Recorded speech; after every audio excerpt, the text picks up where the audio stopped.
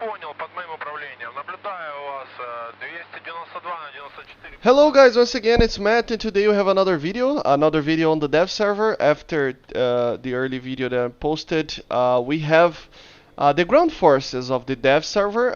So make sure to subscribe and click on the links if you want to see more content. And yeah, basically let's get into it. Today we're going to show everything ground besides Israel. That I'm going to show a video specifically later, because if not the video would be too long to show every single vehicle added to the Israeli tech tree, since this is the patch that Israeli tech tree is being added.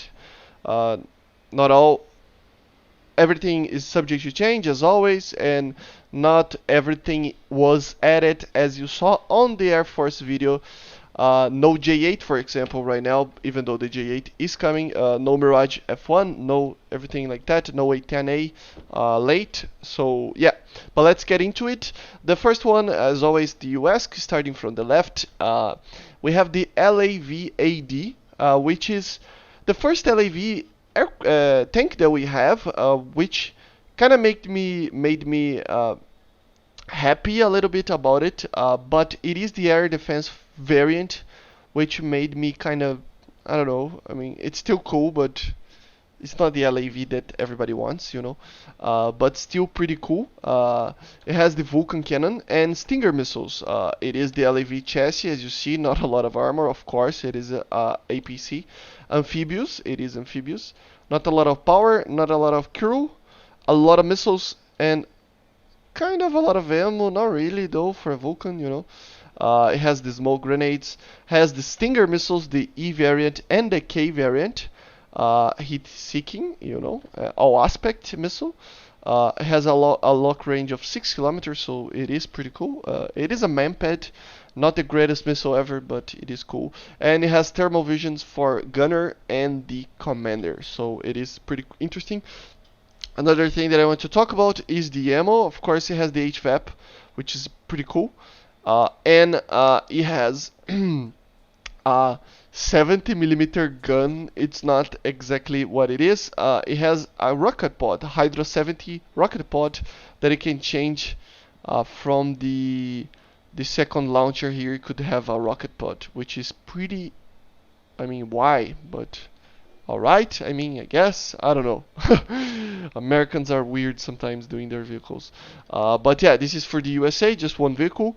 For Germany, we have two vehicles. We have where is it? A premium one, the Term 3, already shown on the dev blog, which is basically a Leopard but very modified. It has an autocannon there on the side, 30 millimeter. Not a lot of ammo, but pretty interesting. Look at the size of the gun, pretty long gun. And the normal L7 as always. A shitload. I mean, how many ammo does this thing have, right? And I think it has even the yeah, it has the autoloader system, which is pretty interesting. Yeah, let's show it a little bit. I don't know why the trees are not loading properly. I don't know, this is just dev server, so it loaded. That was weird. But yeah, has the APDS of the L7, so pretty cool gun in general, you know. The turret traverse is alright. It's like a Leopard, you know, in general, the mobility. And the 30 millimeter is considered a machine gun, so as you see, it has the MG3 up there, and it has the cannon. The gun is a little bit glitchy right now, but and it has a very quick autoloader. 1, 2, 3, maybe 4 seconds, so it is pretty interesting. Yeah, pretty good, pretty good. Let's check the other vehicle. And the other vehicle, a long-awaited one as well, is the Puma. So it is an APC slash IFV, as you see, pretty interesting, pretty modern. It is an armored personnel carrier. And yeah, it is a very interesting tank in general.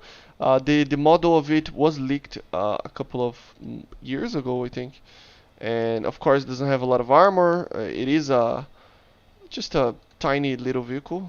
You know, but it has some composites and not a composite, reactive armor. You know, so and the engine is on the front, so a very strong one indeed.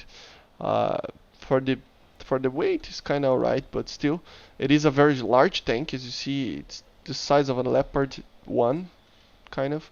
So yeah, pretty interesting. It has MVDs, as you see. Let's see if it has for the.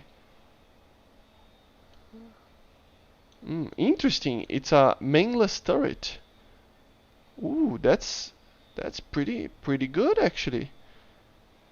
It's very modern. But let's see if you had the MVD, the thermals. It is for the commander. It has a PDS, and it has the APFSDS 120 for an automatic cannon. It's pretty amazing. It doesn't have anything else armament-wise, but it has laser warning systems and stuff like that. Has the HE ammo, and even it has a incendiary shell with a timed fused. I think it's timed fused. Yes. So pretty interesting. Probably worked with the other thing. It is kind of a light tank, but it can be used as anti-helicopter and stuff like that. As you see, the 45 degrees vertical guidance, so it is pretty interesting. For next, we see the Russian T-55 AMD 1, which is not exactly the variant that I always wanted for a T-55, but it is close. They added this version because of the Drozd, I don't know what's called, but it is just a normal T-55 AM, but with the Drozded 1 APS, which it is very interesting. I'm going to show how it works. Only has NVDs, night visions. Still has the BM25, the normal ammunition for the normal T-55. Same Bastion ATGM, the 117, which is the Bastion. Smoke grenades, laser rangefinder, just a more modern T-55 in general that they use to actually test this system. So let's test it out, and you're going to know what I'm talking about. So here we have pretty beautiful tank in general, but let's test the APS. So as you see, we have the normal grenades, smoke grenades there, but on the side there you have 8.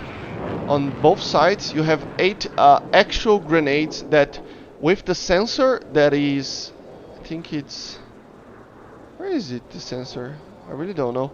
But with the sensor it can stop ATGMs and some projectiles. It's kind of glitchy right now, and they actually added this so you can actually test it out. So active protection system 1, missile coming, and everything is alright, which is pretty interesting. Look at this. So it's using the grenades, as you see, and it is protecting the tank. Look at the side there. It's using the grenade, right? And it is protecting the tank. So this is the Drozd system. It is very limited, supposed to be very limited in just for the front, but I think it has kind of a bug. Let's see. Yeah, it kind of has a bug, right?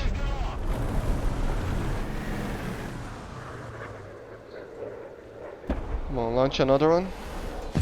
I actually hit it. So as the points, but yeah, killed me.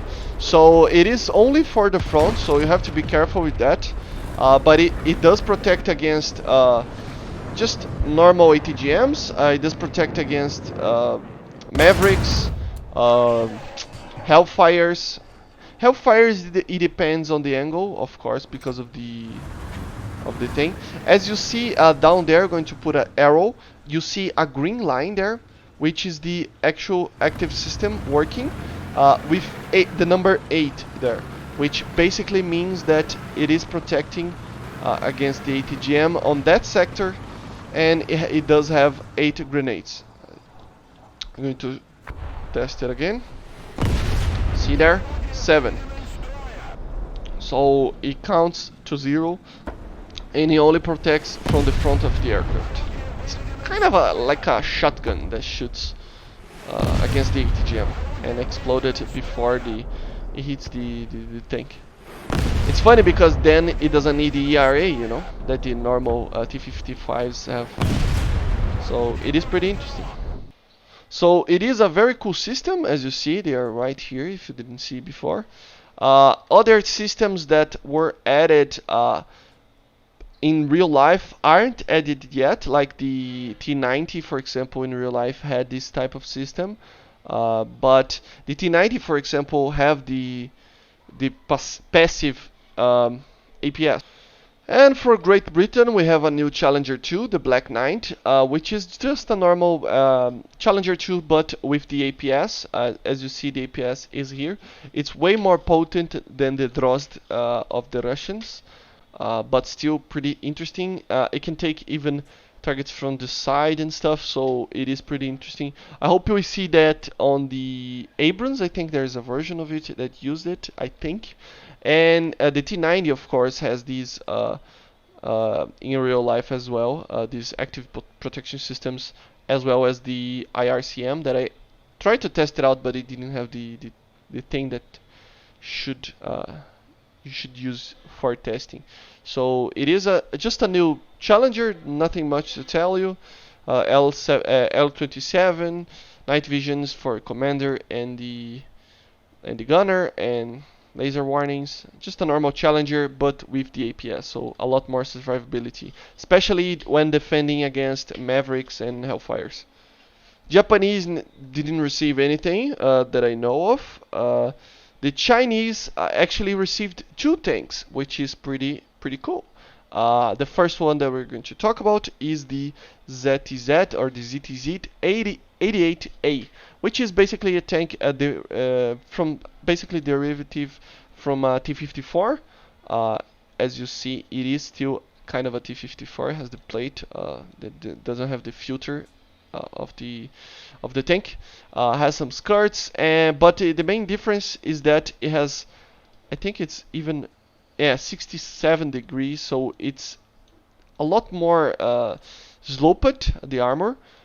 It still has the 100 millimeters, but on the top of that it has kind of a system to it doesn't show right now, but it's supposed to be like a system of composite armor, so pretty interesting.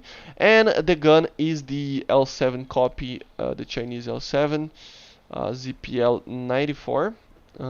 Has basically the same guns as other tanks, the APFSDS, similar to the BM25, laser rangefinder, has the proximity fuse here. So it is pretty interesting. Only night vision and smoke grenade. So pretty interesting tank in general. Just a normal T-54, a little bit upgraded to fill it out more on the middle there. And the other tank that we have is the ZTZ-96A, which is a prototype version of the ZTZ-96. The prototype variant did have the electro-optical active protection system, so it is copied from the T90, if I'm not mistaken, and it is an IPS system against those early variants of ATGMs. Basically, it doesn't protect much against anything else, but it is pretty interesting. It is pretty beautiful tank in general, and yeah, the ammo is the same as the other ones, so yeah, pretty cool tank. So it has the thermals, as you see.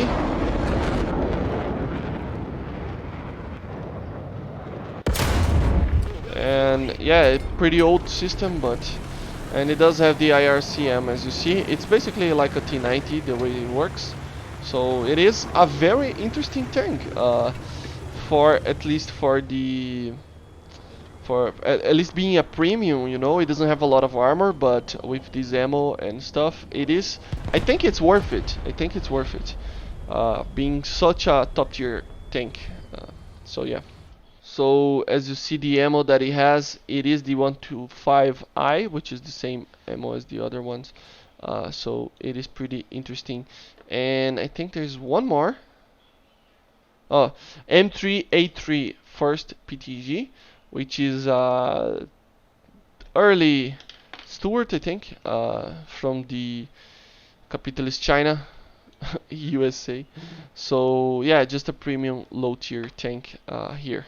I don't know why they added two of them, but two basically the same. I mean, they're not the same, but you know, these low tier tanks are pretty weird to have. If I'm going to buy something, because the thing is the price, right? It's such a cheap tank that it makes you go from rank 1 to rank 3 really quickly. So yeah. But for China, this is it. Italy didn't receive anything. France didn't receive anything. Sweden, wait. Oh no, I mean Sweden didn't receive anything. Oh no, even Sweden. What am I talking about? Italy didn't receive anything. France received one thing, the Elk Bis, which is a very small tank, probably yeah, 2 crew. From 1961, which is really weird. Has heat, as you see, pretty good heat. It's being stabilized as well, which is pretty good, and smoke grenades, smoke munitions. Doesn't have any armor whatsoever. It's just probably a scout vehicle from the 60s. It is a tank destroyer. But yeah, for Sweden we have one tank also, just one. The STRV 105, which is commonly known tank as the Centurion, of course, but it's a much more modern version of the Centurions that we already had. So it is the last tank before the Leopard 2A4. It is protected by ERA, as you see, and of course it has the L7, as always, a British gun. Just a normal Centurion with some pretty interesting ammo, as you see, pretty good. And yeah, it's pretty good. It has even thermals for 9.0, pretty good. Hash and the smoke and laser rangefinder. So it's a pretty modernized version of the Centurion. And last but not least, the Israeli tech tree that we are not going to talk about it. So we're going to make a video coming up really fast after this one. So make sure to subscribe and click the like button. More videos coming up today and tomorrow and Sunday about the dev server. So make sure to subscribe, and I see you guys on the next one. Bye guys.